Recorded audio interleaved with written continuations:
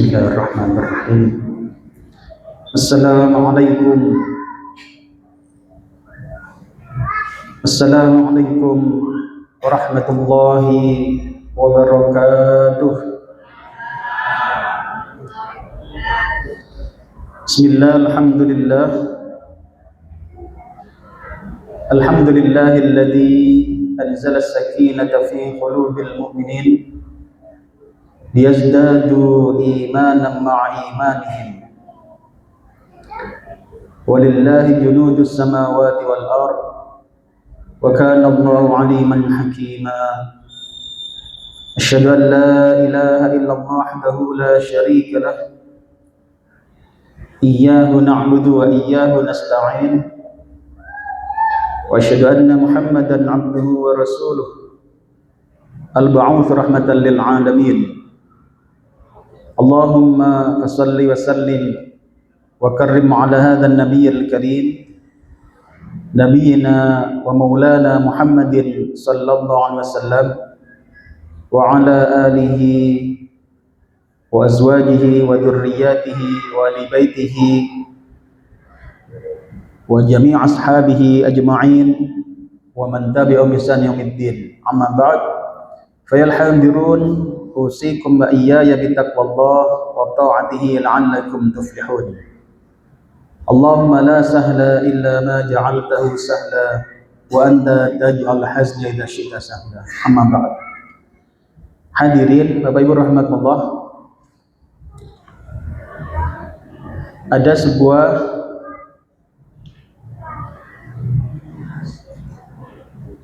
kenyataan yang unik di dalam Al-Quran surat Al-Mu'minun ayat 60. Ada sebuah kenyataan yang unik yang Allah tunjukkan di dalam Al-Quran surat Al-Mu'minun ayat 60, yakni ada orang yang beribadah kepada Allah tetapi dia diliputi rasa takut.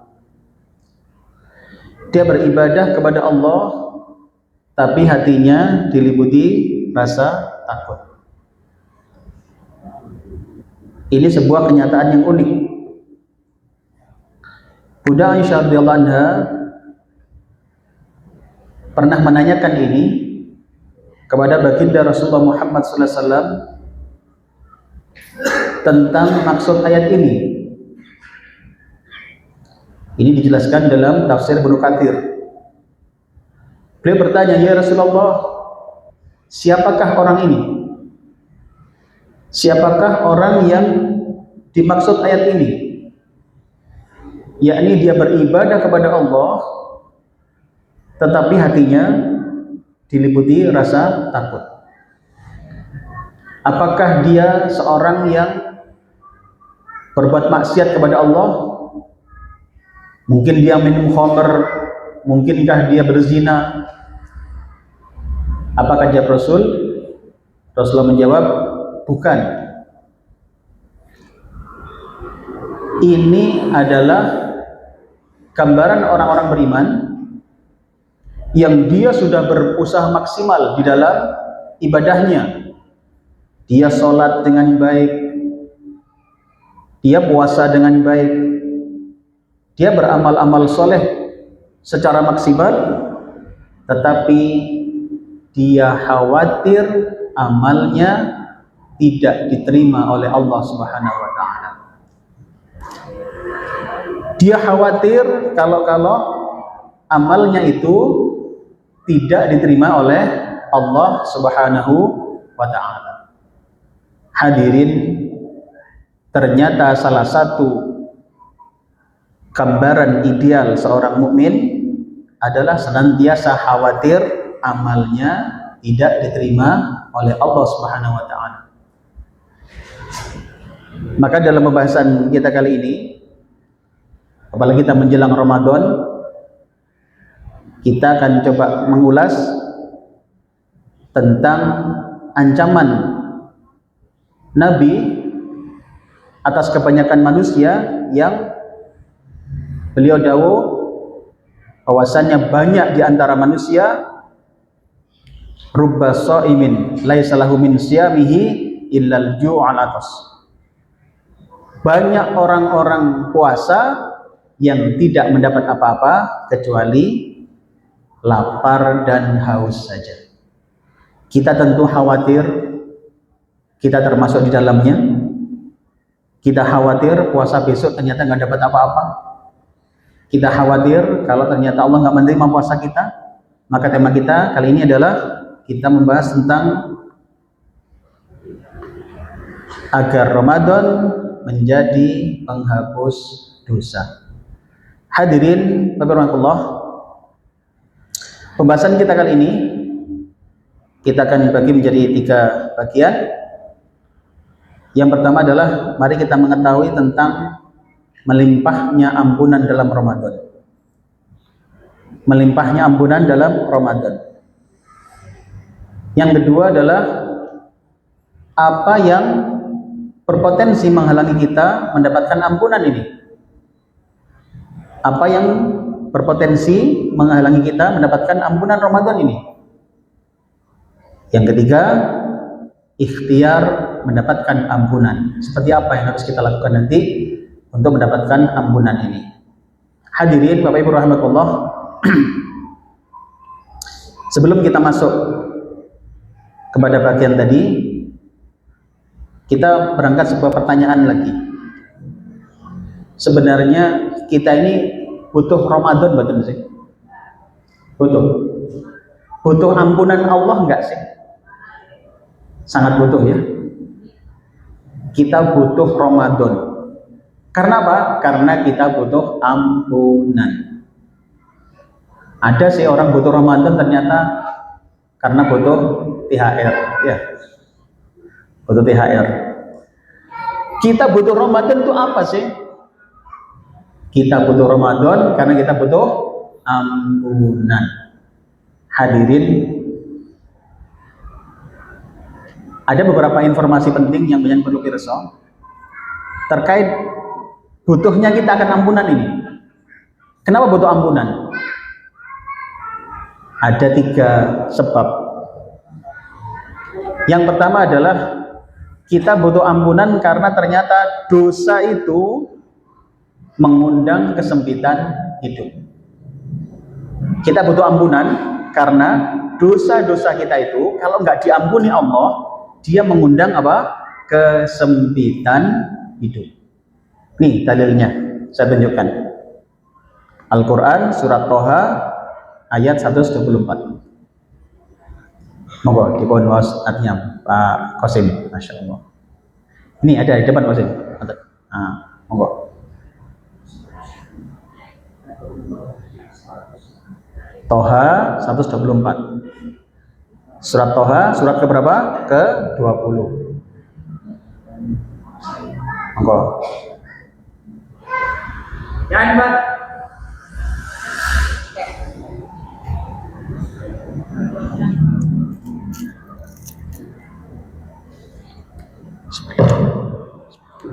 Dan barang siapa berbalik dari perlihatanku, maka sungguh dia akan menjalani kehidupan yang sempit. Dan kami akan mengumpulkannya pada kiamat dalam keadaan buta. Ya Allah, hadirin, sangat jelas ternyata dosa itu kalau nggak segera terampunkan, Pak, dosa-dosa itu kalau nggak segera terampunkan itu akan mengundang apa? Kesempitan hidup. Mungkin rumah kita luas.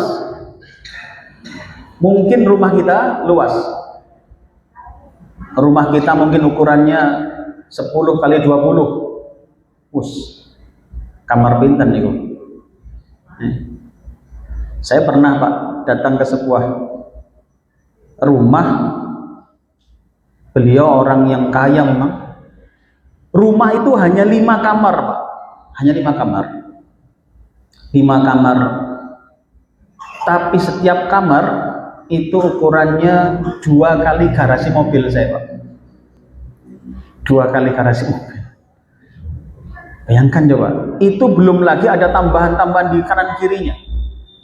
Ada tamannya sendiri di setiap ruangan. La haula wala quwwata illa billah. Jangan bayangkan kayak apa.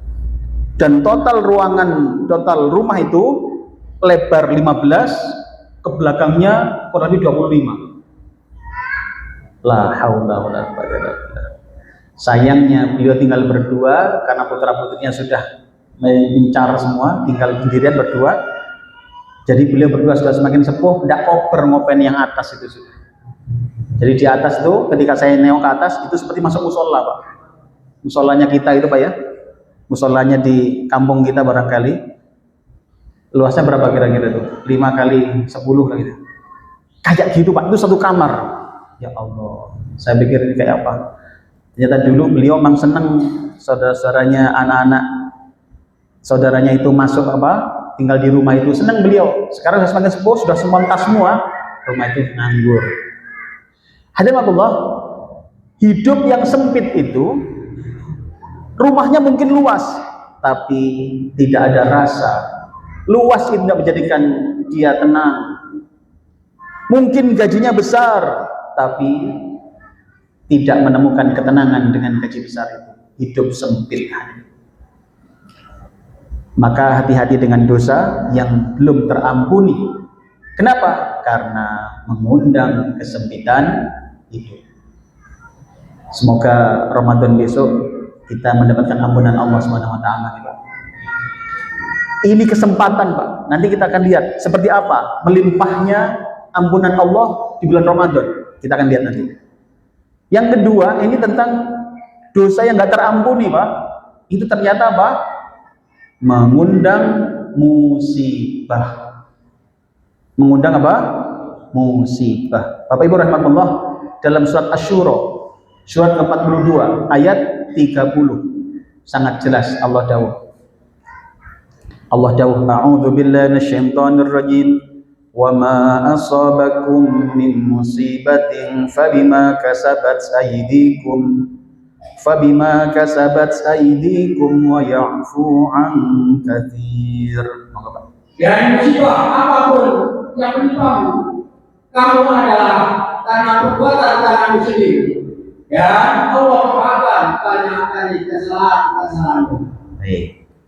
Hadirin, dosa yang gak terampunkan, Pak, mengundang datangnya musibah. Bayangkan coba, ada loh orang itu musibahnya seperti runtut, berantai begitu, Pak. Anaknya sakit, sembuh, ganti ibunya yang sakit. Ibunya sembuh, ganti bapaknya yang sakit. Pernah konten-konten, Bu? Ya. Ini dari mana asalnya? Bisa jadi sumbernya adalah dosa yang belum terampunkan. Maka kita ingin, Pak, kita ingin musibah-musibah yang menimpa saat ini barangkali kita ingin agar segera hilang. Maka kesempatannya adalah Ramadan besok. Karena Ramadan besok Allah melimpah ruahkan ampunannya, dan kita berharap dosa-dosa kita terampuni. Alasannya paling enggak sudah ketemu dua. Apa tadi, Pak? Kita butuh Ramadan. Kenapa tadi? Karena kita butuh hilangnya kesempitan hidup. Ramadan menyediakan ampunan atas dosa, dan dosa yang belum terampuni mengundang kesempitan hidup. Sangat dipahami, ya? Yang kedua apa alasannya? Kita berharap musibah-musibah yang menimpa segera berlalu. Karena dosa yang belum terampunkan mengundang musibah. Yang ketiga, dosa itu menjadi sumber siksa neraka. Hadirin, ayatnya dalam Al-Quran surat An-Nisa ayat 14. Allah berfirman, A'udzu billahi minasyaitonir rajim. Wa may ya'sillaha wa rasulahu wa yata'adda hududahu yudkhilhu naran khalidan fiha wa lahu 'adzabun muhin. Dan barang siapa mendurhakai Allah dan Rasulnya dan melanggar batas-batas hukumnya, niscaya Allah memasukkannya ke dalam api neraka. Dia kekal di dalamnya dan dia akan dapat azab yang membinakan. Ya Allah, sangat jelas Pak. Kalau dosa itu sampai terbawa mati, belum terampuni di dunia ini, maka siap-siap azab neraka yang menghinakan yang akan diberikan. Padahal dosa sekecil apapun akan dibalas. Faman ya'mal mithqala dzarratin khairan yarah. Masih ingat ayat itu? Jika baik sedikit akan dapat balasan kebaikan, tapi sebaliknya waman ya'mal mithqala dzarratin syarran yarah. Jika buruk juga akan dapat balasan buruk. Maka hati-hati Bu, jangan meremehkan dosa, karena belum tentu dosa itu bisa kita mohonkan ampunan di dunia. Jangan remehkan dosa, jangan-jangan terbawa sampai mati nanti dosa itu, padahal balasannya bisa neraka. Hati-hati, kadang walaupun di masjid juga bisa berdosa loh. Sakit mboten Bu di masjid berdosa? Sakit. Menang-menang ningali menapa memperhatikan pengajian di jauh sebelah Mbak Yu, Ustadz gak enak yo, iya gak enak loh. Napa gak dosa ngoten niku? Dosa Ibu? Dosa, hati-hati mulane. Hadirin rahimakumullah. Maka kita butuh Ramadan. 3 alasan tadi. Apa tadi Bu? Karena dosa mengundang kesempitan hidup. Kita berharap dosa itu diampuni Allah sehingga kesempitan hidup berganti menjadi kelapangan hidup. Pertama. Yang kedua, dosa mengundang apa? Musibah. Maka kita ingin terampunkan dosa-dosa kita agar musibah-musibah segera berlalu. Yang ketiga, kita ingin terhindar siksa neraka. Karena dosa itu menjadi sumber siksa neraka. Maka kita berharap ampunan dari Allah, dan Ramadan besok adalah kesempatan yang luar biasa. Hadirin, mari kita lihat betapa melimpahnya ampunan di bulan suci Ramadan. Hadirin,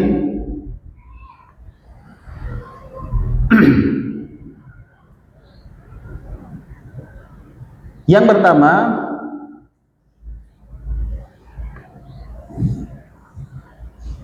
melimpahnya Ramadan dengan ampunan itu, yang pertama adalah di dalam puasanya.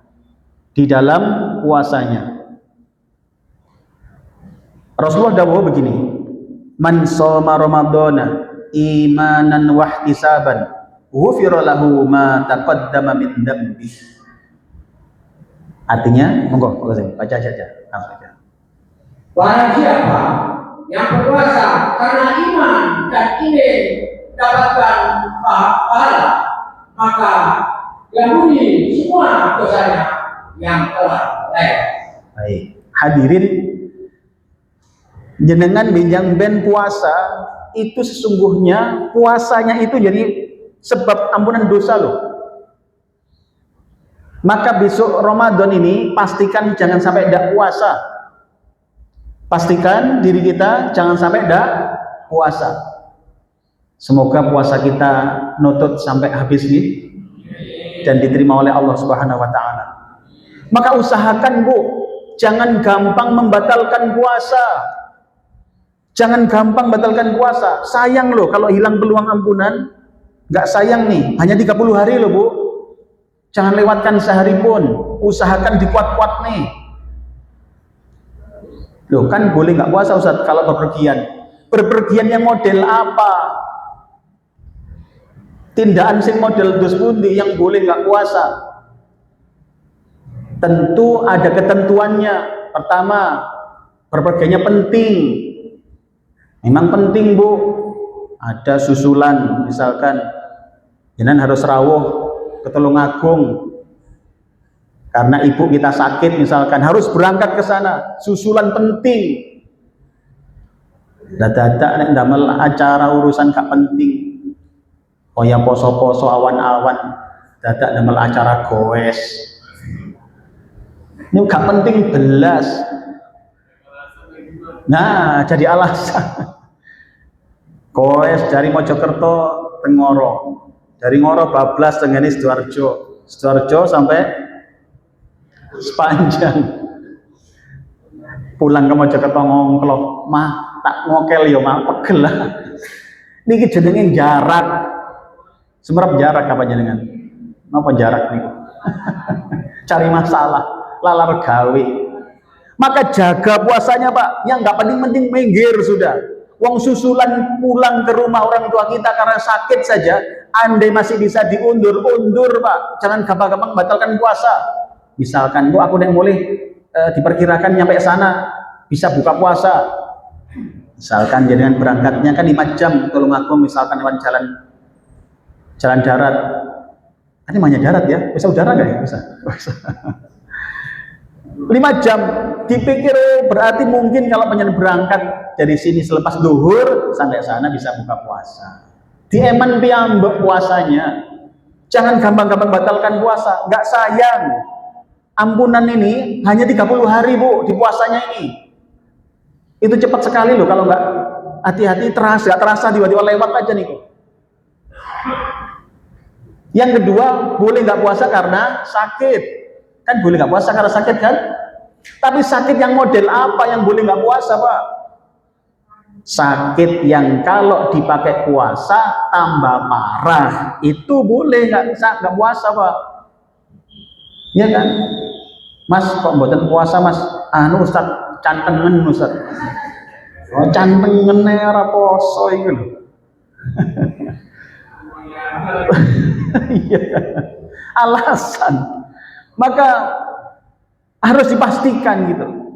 Kemarin lusa ada seseorang yang WA konsultasi, Ustaz, kalau sudah divonis dokter tidak boleh puasa gimana Ustaz? Saya tanya, emang sakit apa? Kok dokter saya memvonis nggak boleh puasa? Anu Ustaz, sakit lambung, ada gejala jantung. Saya tanya, nggak boleh puasanya, artinya ini menjadi permaafan atas puasa yang lalu atau yang akan datang ini nggak boleh puasa? Ya kalau saya simpulkan yang akan datang ini Ustaz, jadi kami nggak akan puasa Ustaz karena nggak boleh dokter gitu. Saya sampaikan, Mas puasa dulu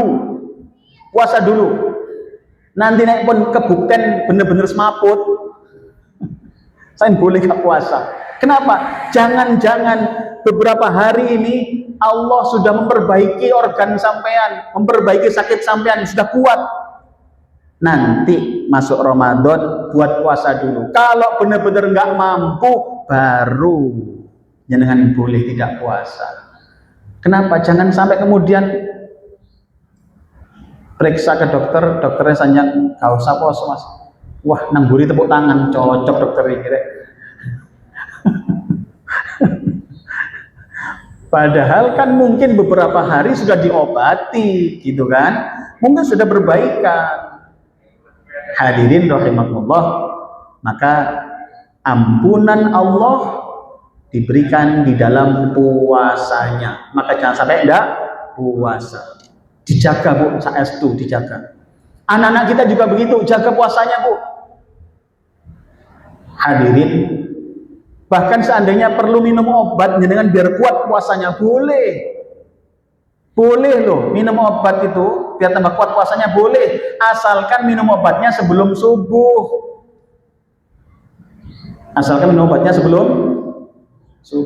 Ya mestilah Ustaz, setelah subuh sarapan namanya Ustaz.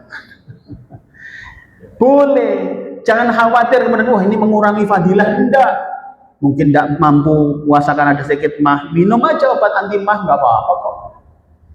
Ben tambah kuat ibadahnya, jangan tambah multivitamin, boleh, tidak ada masalah kok. Tentu masing-masing punya dosis masing-masing. Tidak saking semangatnya terus kan diminum 3 sekaligus tuh yo. Melek merem. Boleh. Bahkan misalkan jenengan misalkan di rumah pasang AC untuk anak-anak kita, boleh. Kan ada hadisnya itu dalam Riyadhus Shalihin insyaallah ya. Kisahnya ada seorang laki-laki ketika Rasulullah di siang hari itu, Rasulullah ngajak berteduh Pak. ngajak niup berteduh. Kemudian ada seorang laki-laki nggak mau berteduh. Nabi tanya, siapa dia? Kata para sahabat, ya Rasulullah, dia bilang dia berpuasa ya Rasul. Dia berpuasa. Mungkin dia nganggep nek disoro-soro tambah kayak kanjarane. Disoro-soro. Nek ngiyup lah boleh khawatir kalau kanjarane. Apa kata Nabi? Suruh dia berteduh. Suruh dia berteduh. Artinya kalau dalam kita milih di dalam hidup kita siang hari Ramadan misalkan, jangan berarti tidak Surabaya misalkan, enten pilihan kali setunggal bis full AC, sing setunggal ndak pakai AC, pilih pundi panjenengan? Sing AC mawon mboten napa-napa. Ndak khawatir mengurangi pahala, ndak ada hubungannya di situ. Maka di rumah panjenengan pakai AC untuk anak-anak kita ben kerasan, ben tenang, enggak apa-apa. Kan kadang-kadang anak kita kalau Ramadan kan suka nyedek kulkas Bu ya. Sebelah kulkas. Sing nyedek sanes yogane Ustaz Ibu. Hadirin rahimakumullah. Maka jaga puasanya. Sebisa mungkin jangan membatalkan puasa. Jangan gampang-gampang batalkan puasa sekalian. Ini yang pertama. Yang kedua adalah ampunan itu ada di dalam tarawihnya. Nih hadisnya, man qama ramadhana imanan wa ihtisaban ghufira lahu ma taqaddama min dzambihi.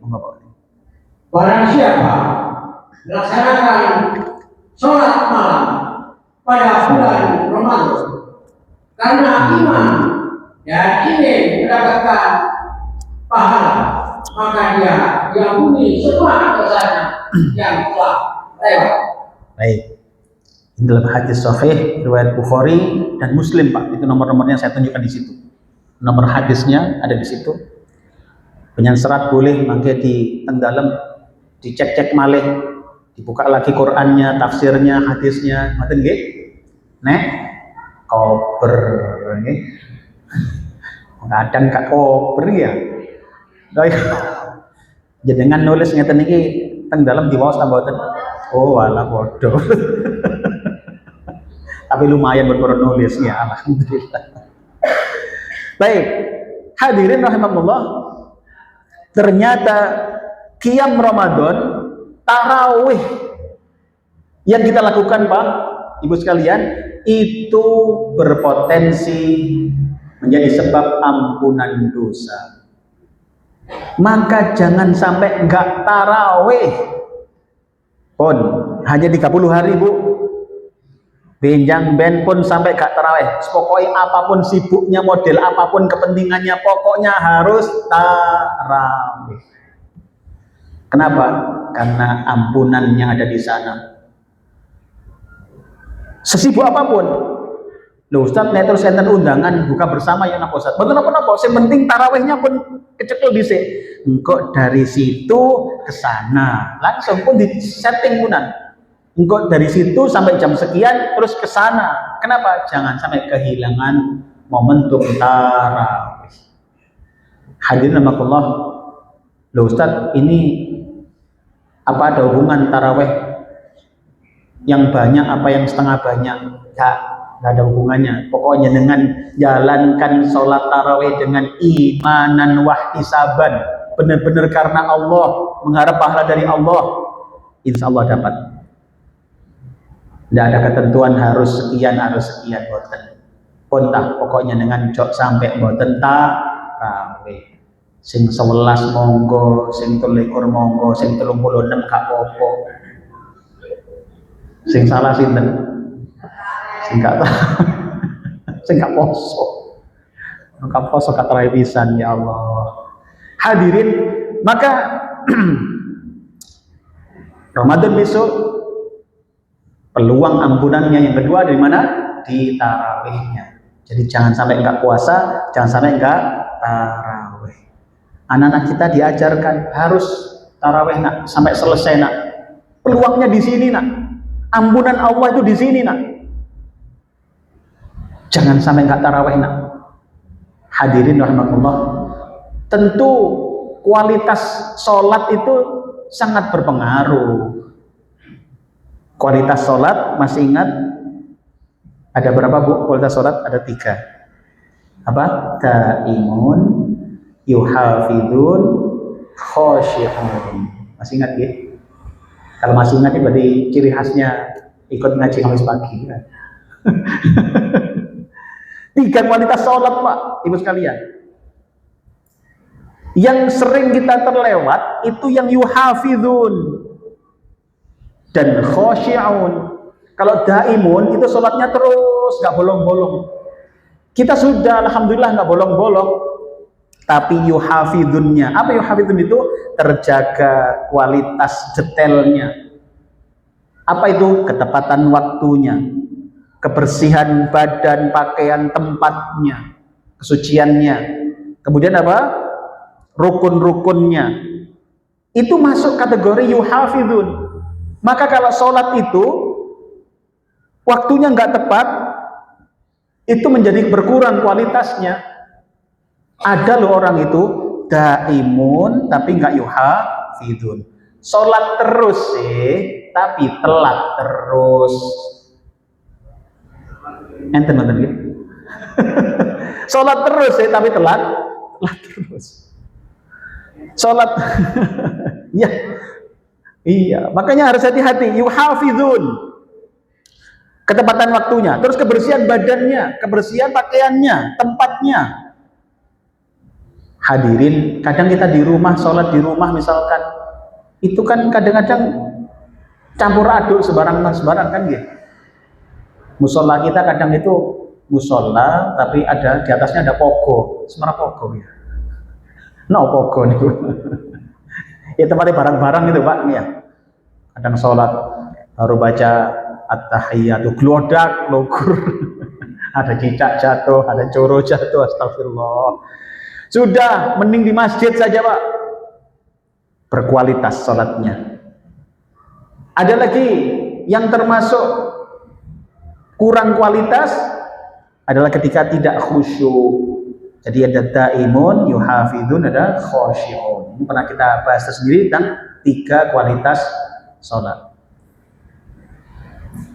Hadirin, khosyi'un. Apa khosyi'un itu? Nyambung. Alladzina yadhunnuna annahum mulaqu rabbihim wa annahum ilaihi raji'un. Allah jelaskan khusyuk itu di situ. Al-Baqarah 46, monggo dibuka. Al-Baqarah 46.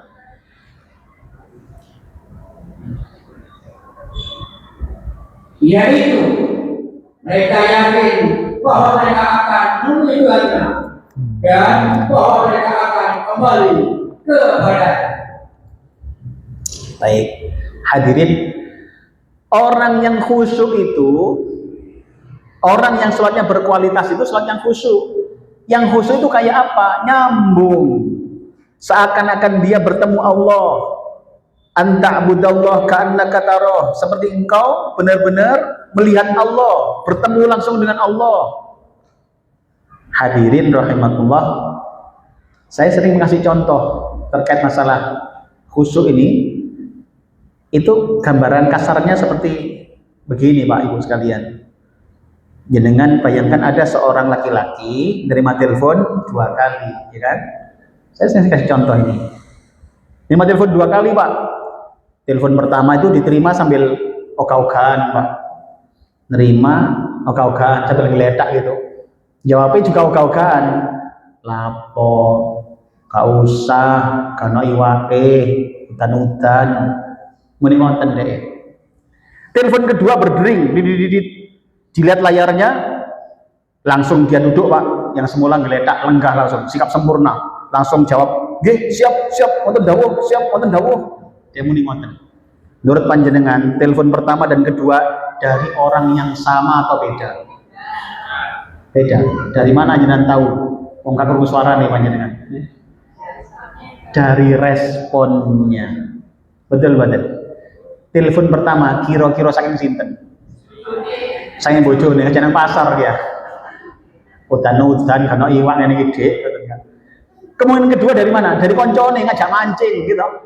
Ngajak mancing. Diwar kaono, kali ini banjir, diwar kaono iwak. Hadirin, telepon kedua dari siapa aja Pak? Dari bosnya.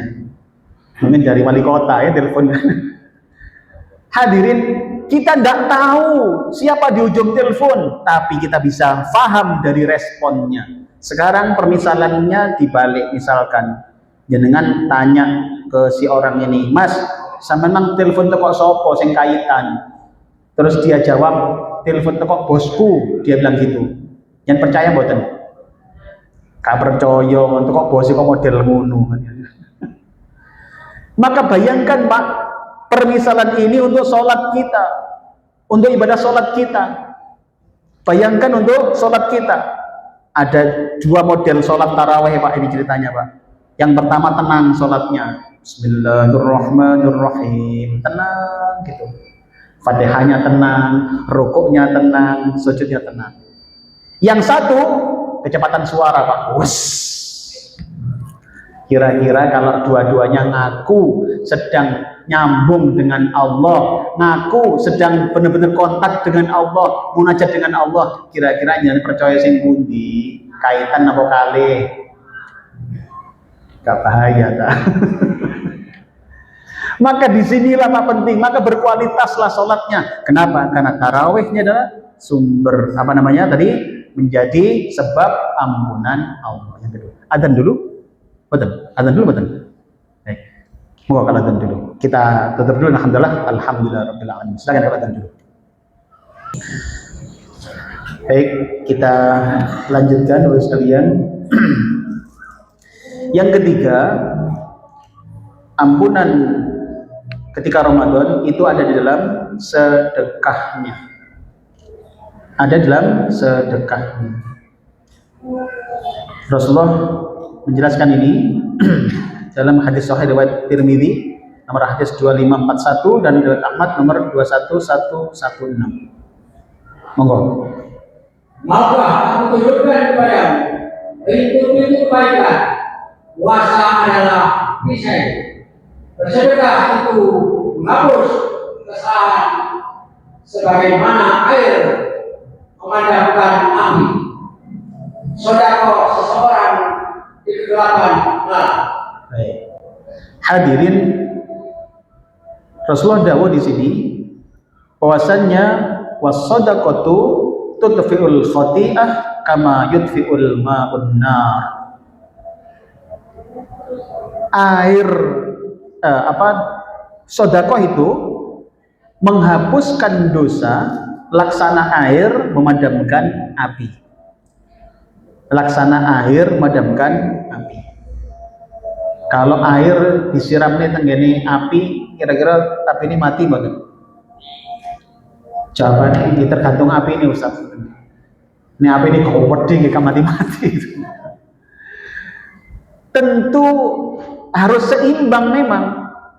Maka kalau dosa-dosa besar, sedekahnya ya harus besar itu kan. Nah, kalau sedekahnya sak cerit, dosanya kok kurang maksimal. Tentu besar kecilnya itu relatif Pak Ibu, tergantung kemampuan. 10.000 kadang kecil nilainya ketika seseorang yang bergaji di atas 7 juta misalkan. Tapi bagi mereka yang penghasilannya harian cuma kisaran 25.000, 10.000 itu besar banget.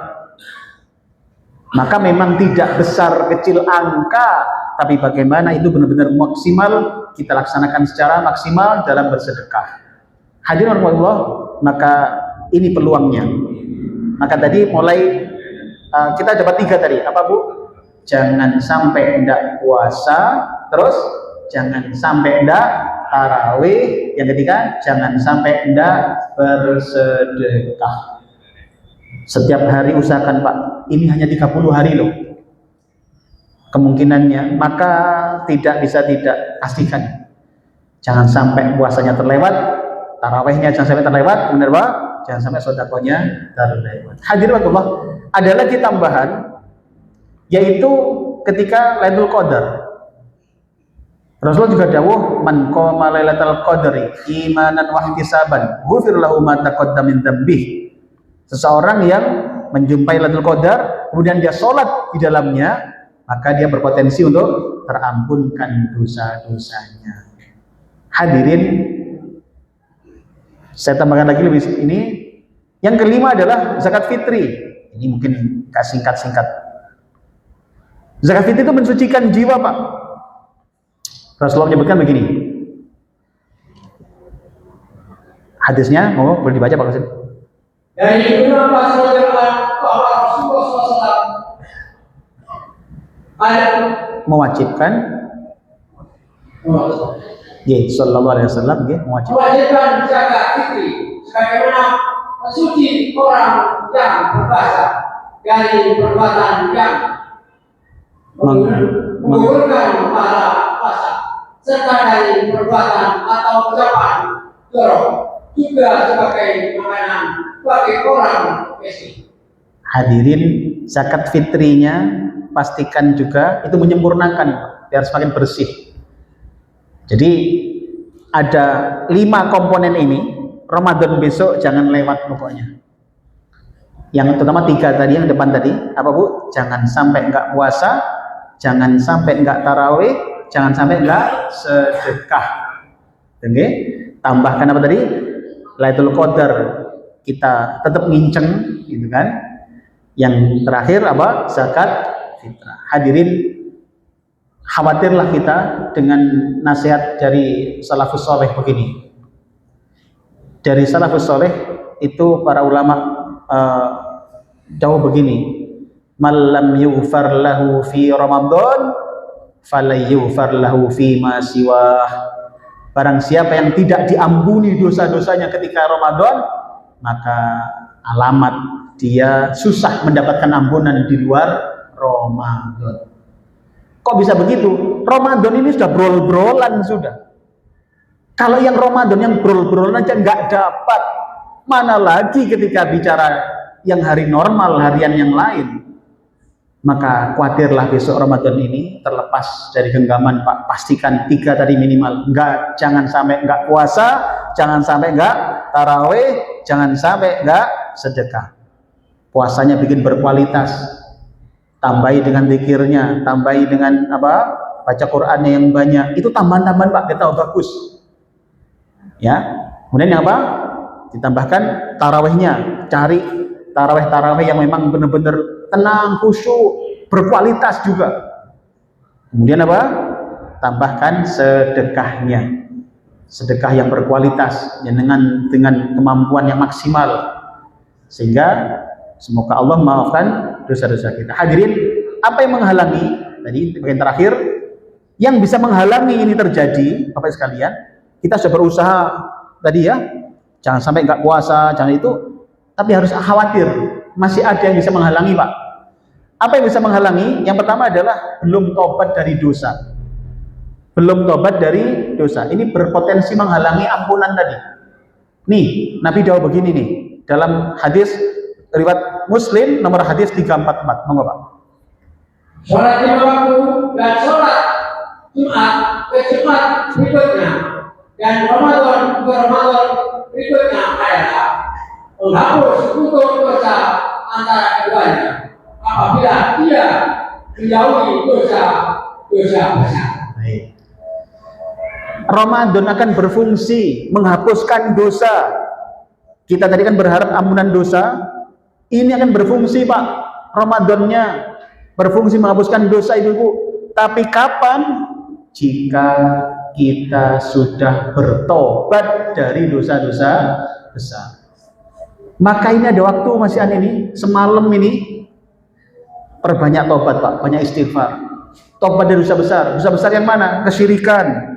Mungkin pernah nyerempet-nyerempet perdukunan, nyerempet-nyerempet apa? Jimat-jimat dan semacamnya. Istighfar, mohon ampun pada Allah. Ya Allah, dulu nggak ngerti, ya Allah, ampuni ya Allah. Jangan sampai Ramadan besok lewat. Yang kedua, mungkin dosa-dosa riba. Mungkin kita pernah memakan riba atau meribakan uang kita atau semacamnya. atau menjadi saksinya, atau menjadi pencatatnya, itu juga terancam dosa riba. Tobatlah. Hadirin, yang ketiga diantara lagi apa? Hukukul walidain. Apa itu? Durhaka pada orang tua. Maka mumpung belum terlambat, kalau masih punya orang tua hidup, minta maaf, perbaiki hubungan. Dengan saudara-saudara kita juga begitu. Dengan saudara kita, mungkin kita selama ini enggak tegur sapa, segera sambung mumpung belum masuk bulan Ramadan. Tobat atas kesalahan kita, sengaja maupun yang tidak sengaja. Hadirin Allah, maka hati-hati. Termasuk juga ndak rukun tonggo. Tuh. Tasih usum boten Bu, ndak rukun tonggo ngoten niku. Usum gitu. Duki hati-hati. Hati-hati Pak, itu menjadi penghalang loh. Enggak fungsi Ramadannya, enggak eman ta panjenengan. Sudahlah, sudah salinglah maafkan. Maka ada pertanyaan begini, Ustadz, meminta maaf pada sesama itu bagusnya sebelum Ramadan atau setelah Ramadan? Jawabannya sebelum Ramadan. Dia sekarang itu Pak. Kenapa? Ini bisa nggak fungsi Ramadannya. Sayang loh, jenengan sudah nggak puas, sudah berusaha puasa, berusaha taraweh, sedekah, tapi nggak fungsi. Kalau masih ada dosa-dosa besar, sudah mudahlah memaafkan, mudahlah memaafkan. Masih ingat kemarin, kalau susah memaafkan, ingatlah pahala memaafkan adalah diberikan surga tipe istimewa. Maka orang mudah memaafkan itu orang istimewa Pak. Berdodokan itu biasa Bu, jangan jadi manusia biasa, jadilah manusia istimewa dengan mudah memaafkan. Yang kedua, kurang ilmu. Kurang ilmu ini berpotensi menjadikan nggak berfungsi Ramadan ini. Allah jauh dalam Az-Zumar ayat 9. Monggo Pak.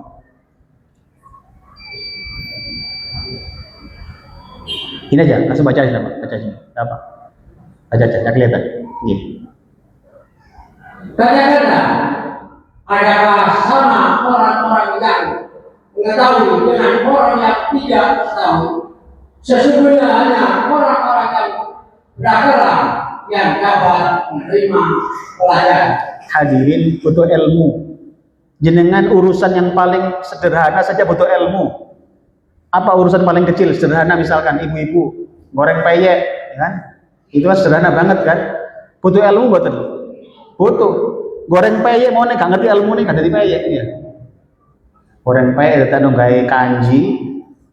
Terus kanjine setengah kilo, banyune sak gelas. Tadi napa Bu? Boten payah Ustaz, tadi gandos ya. Gandos. Butuh ilmu, apalagi ibadah, apalagi Ramadan yang sangat luar biasa ini. Makanya dengan belajar terus. Beruntung masjid kita ini banyak kajian-kajian, tambah banyak ilmu, ngerti yang membatalkan puasa apa, yang membatalkan pahala puasa apa. Hati-hati, okay? Butuh ilmu. Nih, akibat kurang ilmu, seseorang bisa batal puasa atau kehilangan pahalanya tanpa sadar. Yang ketiga adalah kurang ikhlas. Hadirin, tadi kata kuncinya adalah man shoma ramadhana imanan wahtisaban. Itu kan kata kuncinya, imanan wahtisaban. Poin terakhir ini. Apa imanan itu?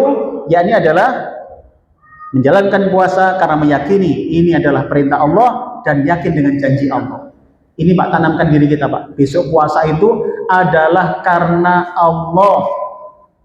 Boten gara-gara sungkan tonggo, apalagi wedi moro tuwa pun boten urusane nang Gusti Allah tok pisan. Male ikhtisaban yang kedua. Apa itu? Hanya berharap balasan dari Allah. Bah konco takon, bah gak takon ndak urusan.